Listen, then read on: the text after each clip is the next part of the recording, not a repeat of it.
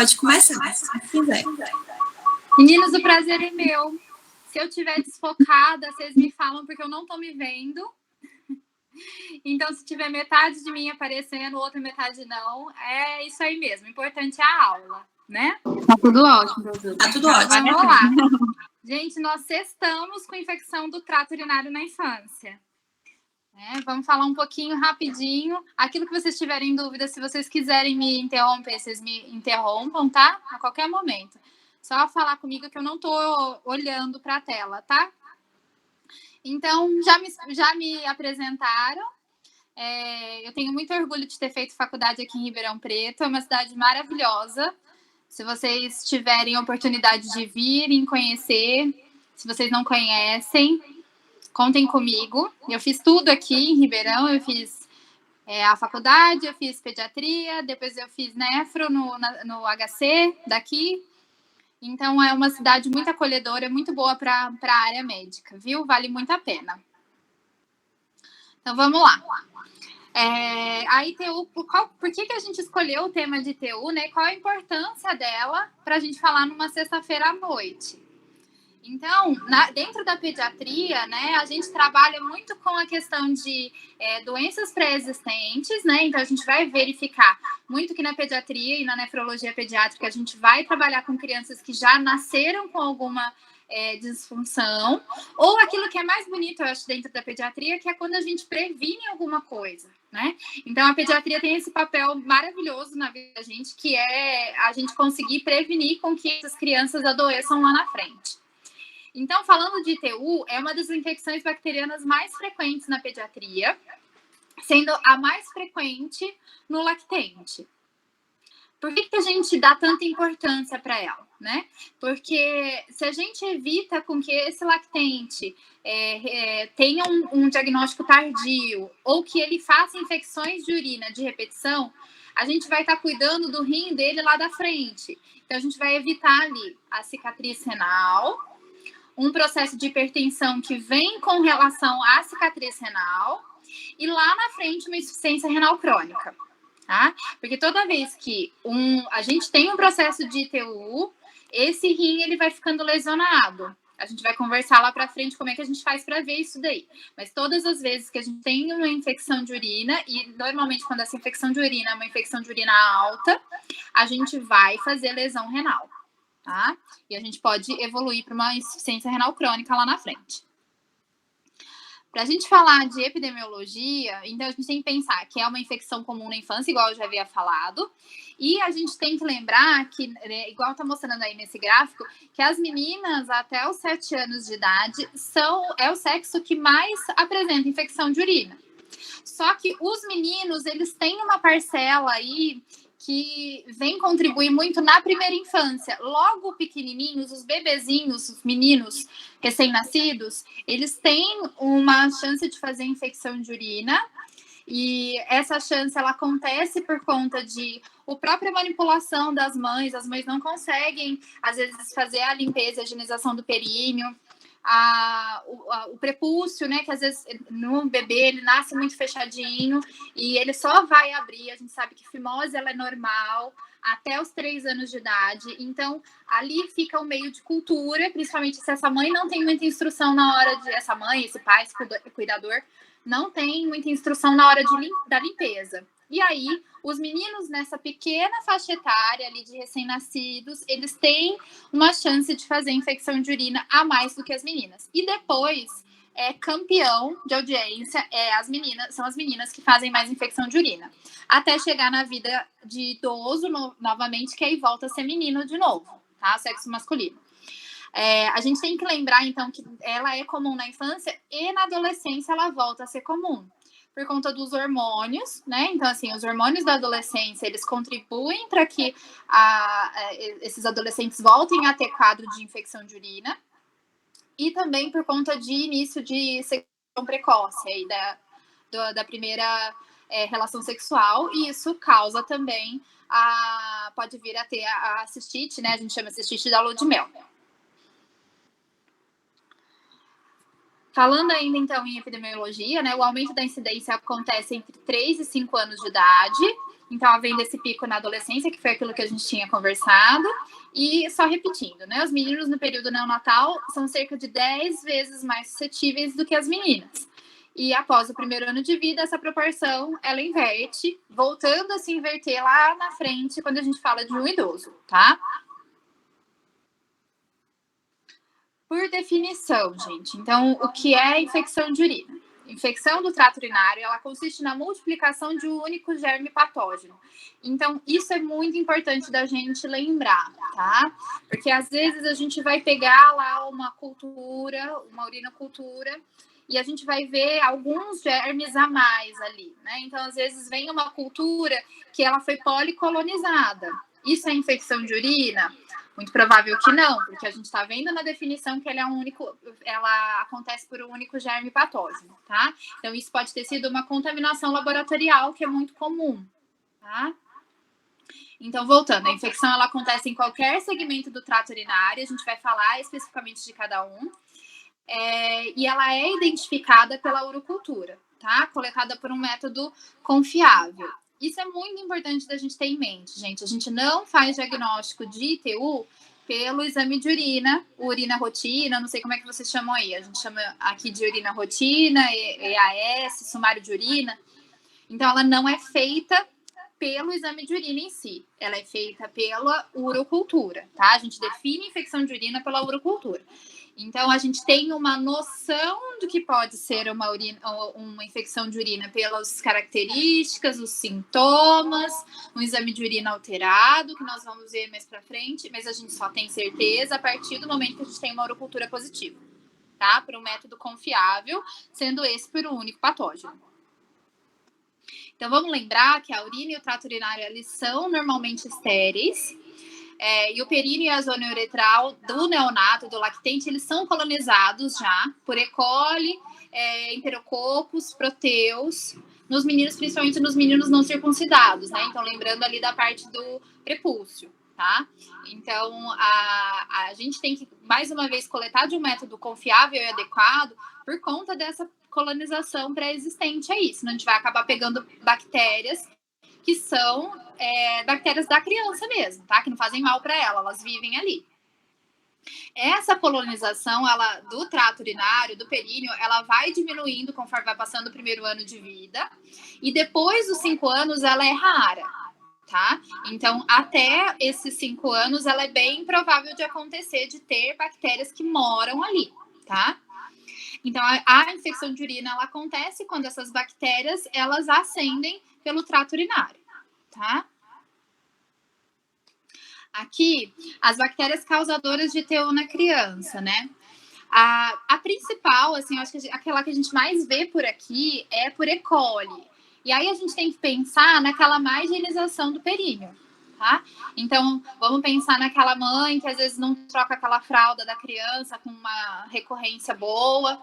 A criança vai evacuar, vai fazer cocô naquela fralda, fica com aquela fralda e aí acende pelo trato urinário a bactéria, tá?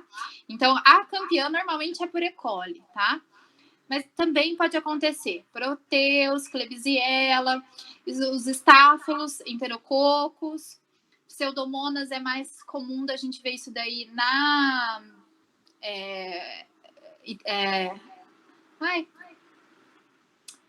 Ô, gente, fugiu o nome da cabeça agora. Ai, meu Deus. Fugiu, gente, fugiu. Dá um desconto. A gente vê mais em crianças internadas, desculpa. Os estréptos do grupo B a gente vai ver bastante em crianças recém-nascidas, tá? E aí a gente vai ver uma sepse generalizada que eles fazem ali a hora que passam no canal de parto, então a gente vê bastante com estreptococo, estáfilo, que é as bactérias da pele, também a gente vê bastante E. coli com estáfilo, tá? A hemófilos a gente tem visto menos, graças à vacinação, tá? Mas a gente tem visto um movimento antivacina muito grande, tá, gente? Então, assim, tem que lembrar de hemófilos, porque a gente tem esquecido um pouco, tá? Por conta de vacinação, mas agora, com esse movimento antivacina, a gente tem voltado a ver ITU em criança por hemófilos. Vamos classificar, então, tá? A gente classifica a ITU conforme o trato que ela vai acometer, então a altura que ela vai pegar. Então, a gente chama de pielonefrite quando a gente vê uma infecção febril com envolvimento do parênquima renal. Quando que a gente sabe que é uma pielonefrite? Normalmente são sintomas sistêmicos e normalmente são crianças pequenas. Tá? Então, a gente vai ver muito isso daí em recém-nascido, em crianças que tiveram ali um parto complicado, às vezes, e aí pegaram alguma bactéria intra-hospitalar, tá? Então, normalmente a pielonefrite, ela é caracterizada por sintomas sistêmicos mais altos, tá? A cistite aguda é uma infecção limitada ao trato urinário inferior, com predominância dos sintomas urinários. E aí, é mais fácil da gente falar de sintomas urinários numa criança mais velha, um pouquinho, aí já com controle esfincteriano, tá? Porque a gente só vai saber que ela tá com essa cistite aí, que é aquela urge incontinência, faz o xixi várias vezes, daquele pinguinho, tá? Então, isso normalmente são sintomas de cistite já, tá? E normalmente a gente não vê isso em recém-nascido. E a gente tem uma classe que chama bacteriúria assintomática, que é super importante da gente ter isso em mente, tá, gente? Que é a presença de bactérias sem sintomas clínicos. Vamos lembrar que a gente tinha acabado de falar que o períneo dos recém-nascidos, normalmente ele é colonizado e que se às vezes a gente acaba pedindo um exame de urina sem muito critério, se às vezes a gente acaba pedindo um exame de urina sem um método de coleta adequado, a gente vai pegar essas bactérias que moram no e a gente vai caracterizar essa bacteriúria assintomática. A gente tem que ter em mente, gente, que a gente não trata exame, a gente trata a criança. Então, presença de bacteriúria, um exame com bactéria, mas a criança totalmente assintomática ou com sintomas que não lembrem infecção de urina, não deve ser tratado, tá, gente? Isso daí a gente vai fazer seleção bacteriana, que é muito grave. Tá? Falando agora de quadro clínico, né? Então, os sinais e sintomas na criança, eles vão depender principalmente da idade do paciente e eles vão depender também da altura que a gente vai estar falando desse acometimento bacteriano. Então, vamos lá. Em crianças menores de 1 ano de idade, a gente vai levar em consideração sinais e sintomas que venham a ser irritabilidade, perda de peso, icterícia, recusa alimentar, e aí a gente fala daquele recém-nascido, às vezes daquele lactente que não tá mamando direito, ou que mamava super bem, batia um bolão, e aí de repente a mãe fala assim, ele tá irritado, ele tá nervoso, e aí a gente coloca para mamar a criança que não mama, ou uma criança sonolenta, tá, gente? Um sinal bem importante. E aí a gente faz o exame físico completo, tá? Porque a gente pode aí entrar também na questão de meningites, tá? São crianças que não têm as vacinas ainda, o esquema vacinal completo. Então a gente tem que lembrar de outras causas e excluir com infecção de urina, tá? Lactentes de 2 meses a 2 anos de idade podem ter a febre como um único ou principal sintoma clínico, tá? Então, pode ser só aquela mãe que vai chegar na polaca lá da gente, no nosso pronto atendimento, e vai falar, ó, só tá com febre, tá? Mas é uma febre arrastada, que tá deixando a criança, nos intervalos que eles ficam sem febre, uma criança mais prostrada, sonolenta, molenga, tá? Então, a gente tem que atentar para isso daí, tá bom? Após os 2 anos de idade, os sintomas mais relacionados ao trato urinário inferior, eles são mais frequentes que aquilo que a gente estava falando, da cistite, tá? E aí a gente tem os casos de disúria, polaciúria, urge incontinência, enurese, e aí a gente vai falar da enurese, né, que é fazer xixi na cama, fazer xixi na madrugada, quando a criança já tinha um controle esfincteriano e já tinha esse controle noturno, tá, gente? Porque somente a enurese, ela é comum até os 5 anos, tá? Diagnóstico diferencial aí, a gente pode fazer com as vaginites, corpo estranho na vagina, tá? E criança manipula, tá? Eles vão se conhecer, então às vezes eles colocam um corpo estranho. um corpo estranho uretral, porque isso pode estar associado ali a uma maior contração da bexiga.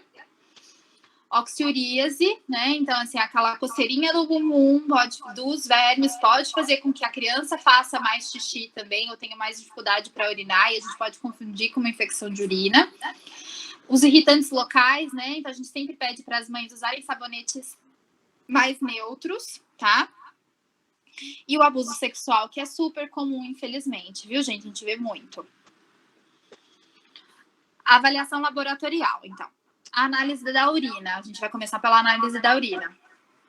O exame de urina, voltando àquilo que eu havia falado no começo, ele não substitui a urocultura no diagnóstico de TU. Mas a gente pode ter uma ideia com as alterações iniciais que ele pode apresentar. Tá? E a gente está autorizado a entrar com tratamento, que é um tratamento empírico no começo, até a saída da urocultura, que normalmente depende do serviço, mas normalmente ela demora aí de 48 a 72 horas. Dá para a gente ligar lá no laboratório e pedir uma parcial também. Ó, tá crescendo alguma coisa? Tá crescendo mais de alguma coisa? A gente fica ligado com relação à contaminação laboratorial, tá? Os métodos de coleta, eles vão depender dessa urina, né? Eles vão depender se a criança tem um controle esfincteriano ou se a criança não tem um controle esfincteriano, tá? Normalmente, a gente espera um controle aí maior, que é quando a gente fala em tirar da fralda, por volta dos 2, 3 anos. Hoje em dia não tem mais uma data certa, tá, gente? A gente faz aquele desfraude gentil, tá? Que é quando a criança começa a anunciar que ela quer, que ela tem interesse por tirar a fralda, que ela não gosta de estar molhada, não gosta de estar suja. Mas é mais ou menos por volta dos 2, 3 anos de idade, tá? Então, se a gente falar na criança sem controle esfincteriano, como é que a gente vai colher esse AS? A punção suprapúbica, assim, ela é mais feita intra-hospitalar. Eu vi isso acontecer, assim, em residência. Isso não acontece em pronto-socorro. Eu trabalho no pronto-socorro há 8 anos. Isso não acontece, tá? Nunca vi acontecer, tá? Mas ela é segura.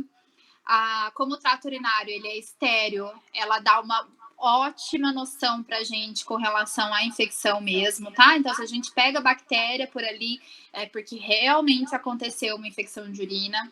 A gente faz muito isso na neonatologia, tá? Que às vezes é aquela criança que tem muita dificuldade para urinar, a gente precisa daquele exame, o canalzinho é muito estreito pra gente fazer a cateterização e aí faz a punção suprapúbica de alívio, tá? Mas ela é um método seguro, tá? A cateterização, a mesma coisa, tá? É um método seguro também, desde que ele seja feito por uma pessoa que saiba fazer, tá? Que limpe a região, que seja o mais estéril possível aí, tá? Mas é um método tranquilo também de ser feito. O saco coletor, eu não sei como é que vocês trabalham aí, aqui a gente vê muito saco coletor nas urgências, né? Que é aquele saquinho que a gente coloca na pele da criança. A gente tira essa parte que está mostrando no monitor, essa parte amarela, ela descola, a gente coloca no períneo, coloca a fralda por cima.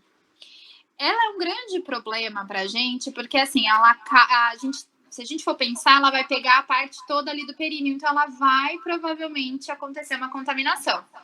E se a criança é uma criança que às vezes demora mais para urinar, esse saco coletor tem que ser trocado a cada meia hora.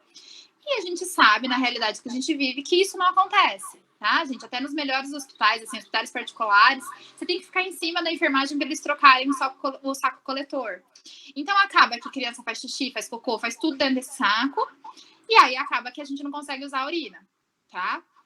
Então, ele é um método pouco apropriado para o diagnóstico de TU, tá? Por conta da alta taxa de falso positivo.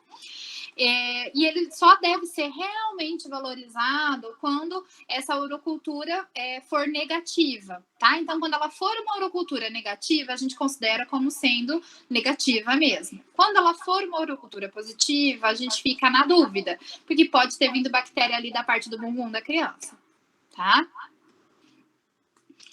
Aí, entrando na parte das crianças com controle esfincteriano. Como que a gente faz? Normalmente a gente pede o jato médio, né? ele é aquilo que eu já havia falado, ele é iniciado para crianças maiores de 2 anos, que são aquelas crianças que pedem para fazer xixi. Às vezes elas estão até de fralda, mas a gente fala assim, mãe, ela pede para fazer xixi? Ah, ela já avisa quando ela quer fazer. Então, a gente limpa o períneo e pede para a mãe. Se possível, faz um pouco do xixi ou na fralda, ou se possível, faz um pouco do xixi no vaso sanitário e a gente coleta o jato médio, tá? Com todo o cuidado do mundo, senão a gente acaba contaminando. Tá? Ele é um método, desde que ele seja coletado direitinho, ele é um método super eficaz, tá, gente? Se a gente for ver, então, que nem a gente havia falado, a gente não faz diagnóstico de ITU apenas pelo exame de urina, mas sim pela urocultura. Mas a gente tem uma noção de como, se a gente começa o tratamento precoce empírico ou se a gente não começa. Então, além do quadro clínico, além daqueles sinais e sintomas que a gente havia conversado, da febre, de uma criança irritada, ou de uma polaciúria, da urgincontinência, a gente tem que associar aquilo lá com os componentes da urina, do exame de urina. Então, vamos lá. A contagem de leucócitos, ela tem uma sensibilidade de 73% e uma especificidade de 81%. Tá? É só ela que a gente olha? Não. Nitrito positivo, é uma guerra. A gente pega muito isso no pronto-socorro, o pessoal vem muito me perguntar. Isso aqui é um exame de urina e que é sugestível de infecção? O nitrito veio positivo, o nitrito veio negativo. Gente, nitrito não é patognomônico, tá? Pelo amor de Deus, isso aí tem que ficar na nossa cabeça. O nitrito, ele tem uma especificidade de 92%, mas ele é só 50% sensível.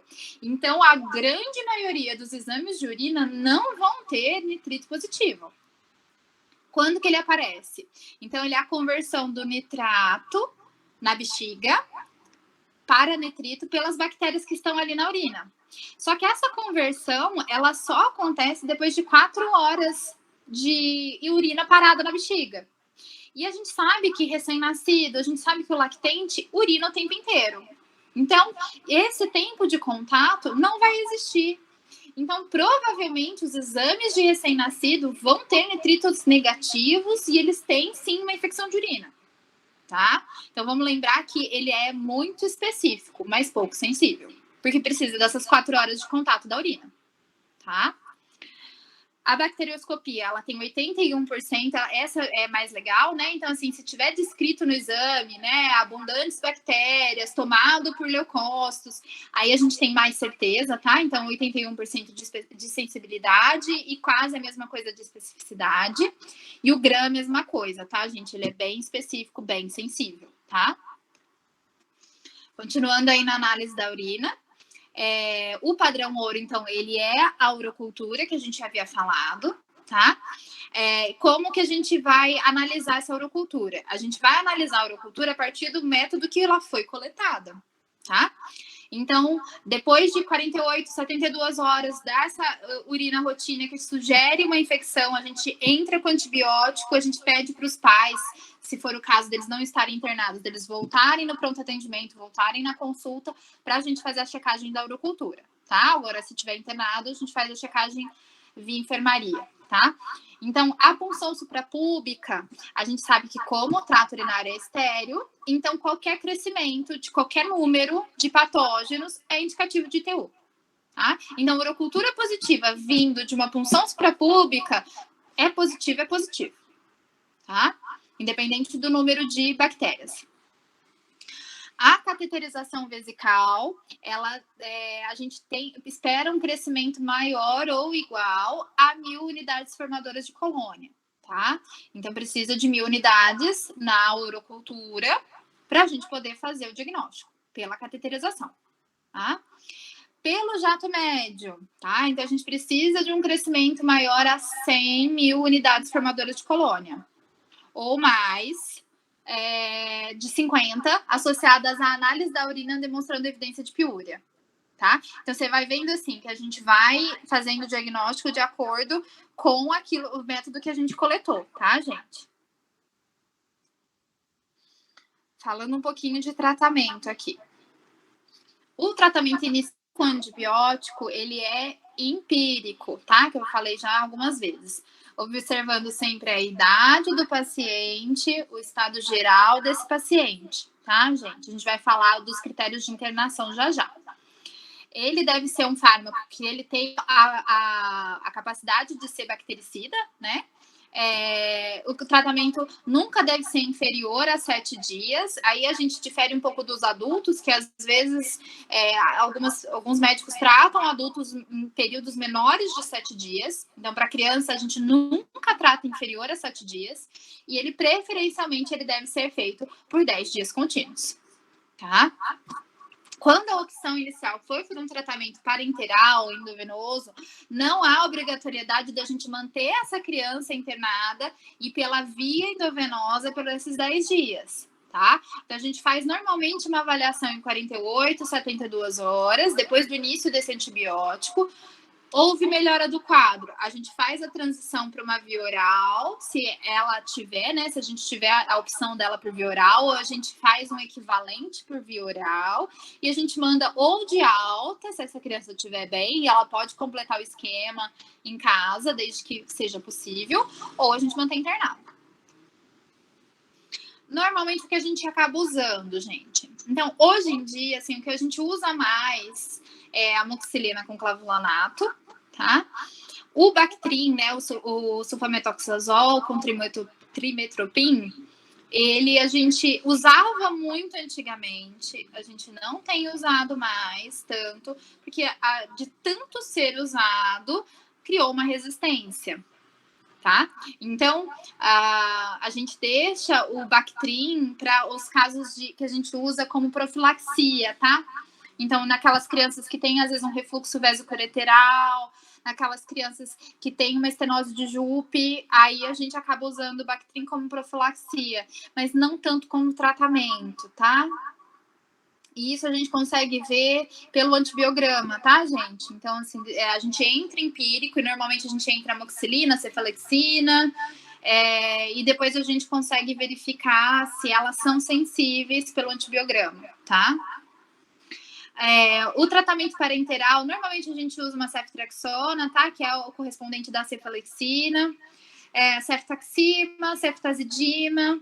E aí depende, gente, se está internado em UTI, se está internado na enfermaria, tá? Gentamicina, amicacina, a gente usa normalmente para criança recém-nascida, porque a gente vai lembrar que eles fazem sepse, tá? Então, normalmente a gente usa esses antibióticos, tá? As indicações de hospitalização. Então, quando que a gente vai internar, gente? Assim, não tem choro nem vela, tá? Os pais, eles são super resistentes à internação, mas a gente tem por mandatório internar crianças menores de 2 meses, tá? A gente tem que lembrar que são crianças que vão fazer um choque séptico, tá? Então, assim, elas podem fazer um choque séptico, elas podem fazer uma sepse e elas fazem pielonefrite, tá? Então, assim, a gente tem que manter internado. Tá? Presença de sinais de sepse ou uma potencial bacteremia. Os pacientes que são imunocomprometidos, né? Então a gente tem também que internar, porque a chance deles complicarem é maior. Crianças que estão tendo vômitos, e isso vai impossibilitar uma medicação via oral, tá? A gente não adianta a gente ficar brigando. Os pais vão comprar antibiótico, vão gastar dinheiro, a criança tá vomitando, internação, tá? Ela vai vomitar a medicação. O risco social aí, que a gente também tem visto, e a falta de resposta a um tratamento ambulatorial. Então, eu mandei para casa uma criança que não tinha nenhuma dessas características, dava para mandar para casa, mas chegou em casa, tratou em casa, não funcionou. Em 48 a 72 horas, vai voltar e vai ganhar uma internação, tá? Eu vou falar um pouquinho, gente, com relação à investigação por imagem, porque eu acho que isso aqui é importante, porque às vezes a gente acaba pegando uma infecção de urina no pronto-socorro e muita gente quer fazer de cara um ultrassom, tá? Então a gente tem que saber exatamente, assim, não há um consenso exato do que tenha que ser feito, qual o melhor momento, mas a criança que a gente pegar no pronto-socorro com uma ITU tranquila, uma infecção de urina que a gente está vendo que vai evoluir bem, a gente não tem por necessidade de fazer um ultrassom ou algum outro exame de imagem naquele momento, na vigência da infecção, tá, gente?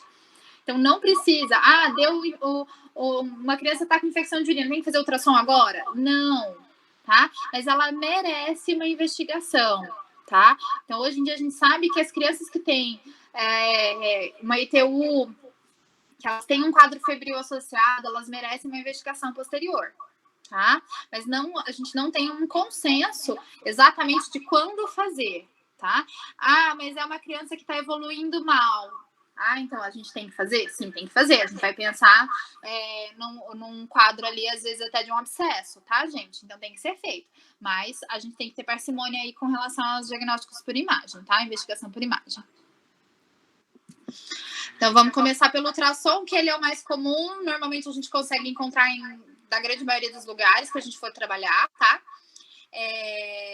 Ele deve ser feito, então, em todas as crianças com ITU febril, com o intuito da gente confirmar qualquer malformação, tá? Então, a gente vai lembrar que ele é um exame fácil de ser feito, não tem radiação, e ele vai verificar pra gente se tem uma malformação gritante ali, tá?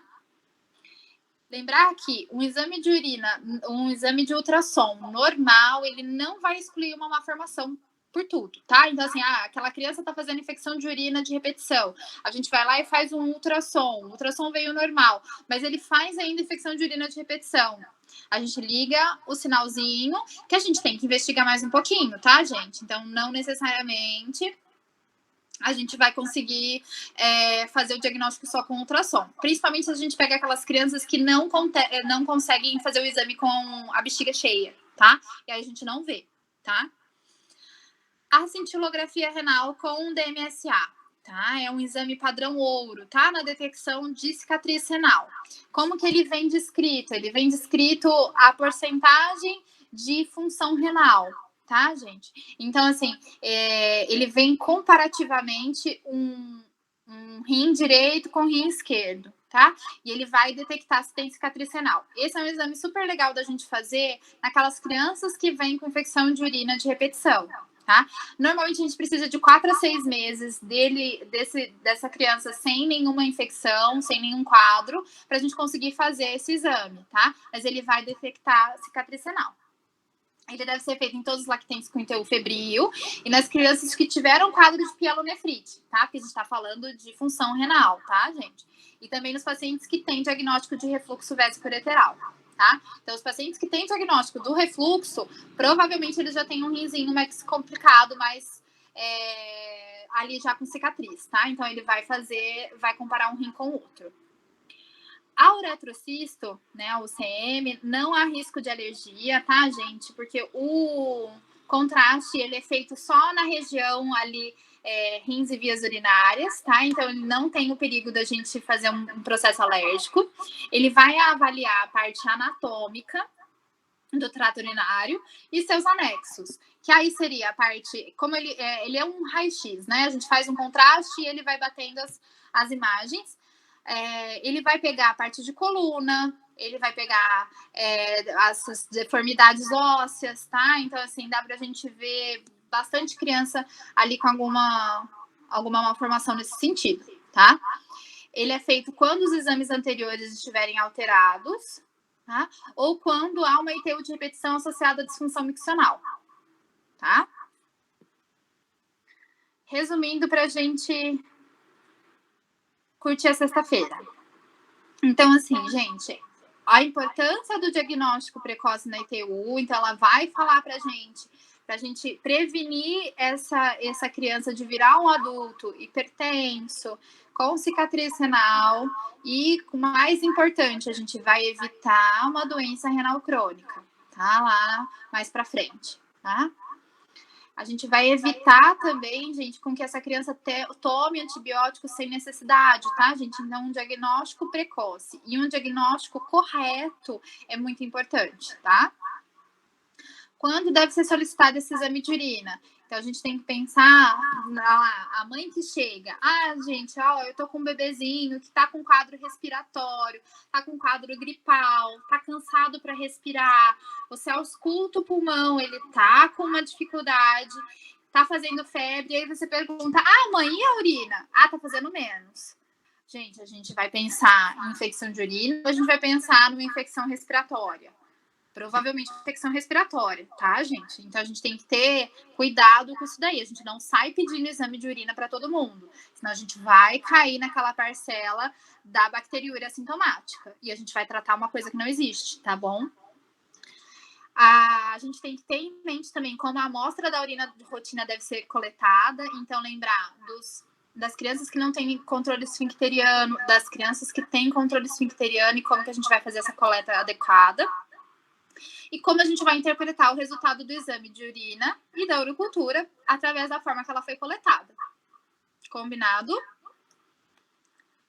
Gente, aqui eu coloquei, desculpa, o diagnóstico de imagem que a gente deve fazer, tá? Como que a gente vai fazer, qual é o exame que a gente vai pedir, quando a gente vai pedir, tá bom? Gente, eu agradeço muito por a gente ter passado essa sexta-feira falando de rim, que é uma paixão, falando de pediatria para mim, que é uma paixão enorme na minha vida. Que vocês tenham aproveitado. Se vocês tiverem alguma pergunta, eu tô aberta, tá? Se precisarem de alguma coisa, meu e-mail tá, vou colocar lá na primeira página, tá, gente? Vocês têm alguma pergunta? Eu tenho uma dúvida, doutora. Pois não. Assim, só para você entender, por exemplo, vem um paciente com estomatologia bem típica, aí faz a urocultura. Peraí que tá dando interferência, não tô te entendendo. Vixe, eu acho, não sei se tem que mutar botar no mudo algum dos alto-falantes. Acho que... O meu tá no mudo. Peraí que eu vou botar esse daqui também, só um pouquinho. Acho que é da Iana, aí todo mundo que fala tá dando eco lá. Será que vai dar certo? Vou colocar no mudo, tá? Pode falar. Deu certo? Deu, né? Não, doutora, só uma dúvida para ver se eu entendi a questão do protocolo. Vixe, acho que não. Pode falar. Pronto, acho que assim vai dar certo. Tirando, né?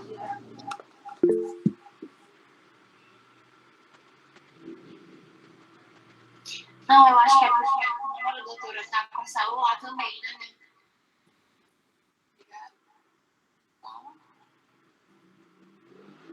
Não, eu acho que é só tirar o som do computador, não o microfone no mudo, mas diminuir o volume do som, como a senhora estava falando. Isso aí. Pronto. Deu certo? Deu. Não, eu acho que é uma dúvida meio besta, assim, mas... Por exemplo, o paciente está com a estomatologia bem típica, aí faz a urocultura, e aí eu lembro que tem que ser o resultado 10 elevado a 5 unidades formadoras de colônia. Aí, só que, por exemplo, o especificado é menos, mas o paciente está com a sintomatologia. A gente trata ou a gente procura um diagnóstico diferencial?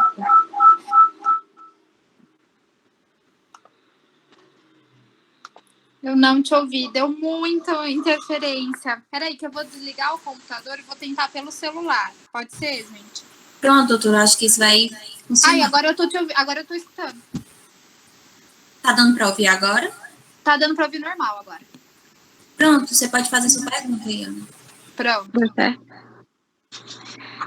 Não, então, a minha dúvida é que o paciente está com a sintomatologia típica, a gente faz a urocultura, só que, por exemplo, dá menos que 10 elevado a 5.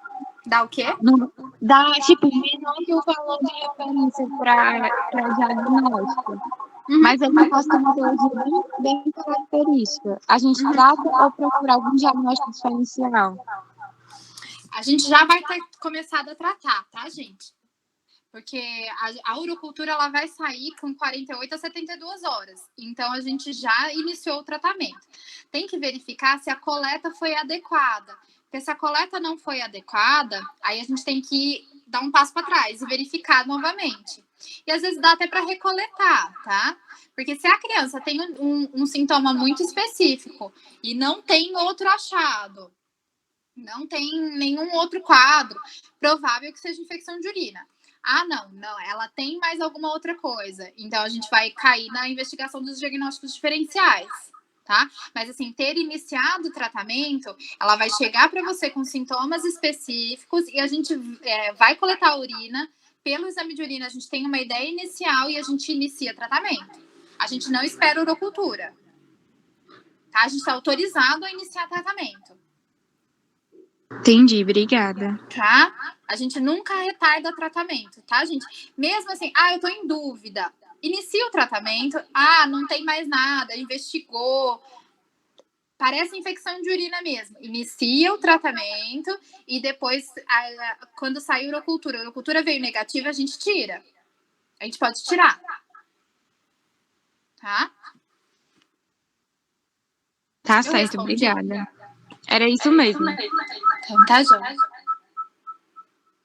Mais alguém, gente?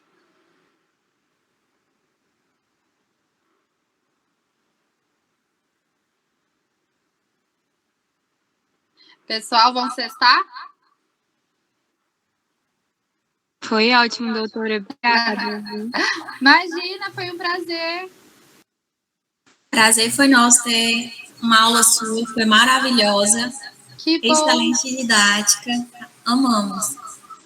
Que bom, eu estou à disposição, viu, gente? Qualquer coisa, meu e-mail estava na primeira tela. Se vocês quiserem que a aula eu posso disponibilizar, tá bom? A gente vai conversando. Gostei muito da possibilidade de vir falar com vocês, viu, gente? Foi realmente um prazer. É muito bom a gente poder falar de pediatria, é muito bom a gente falar de nefro. Foi um prazer. Obrigada, doutora Mariana. Eu que agradeço. Até uma próxima. Até uma próxima, gente. Tchau, tchau. Pessoal, fiquem aqui. A Aninha mandou o link da frequência no chat, tá? A palavra-chave é sextou, tá? Obrigado pela participação de todos e até uma próxima.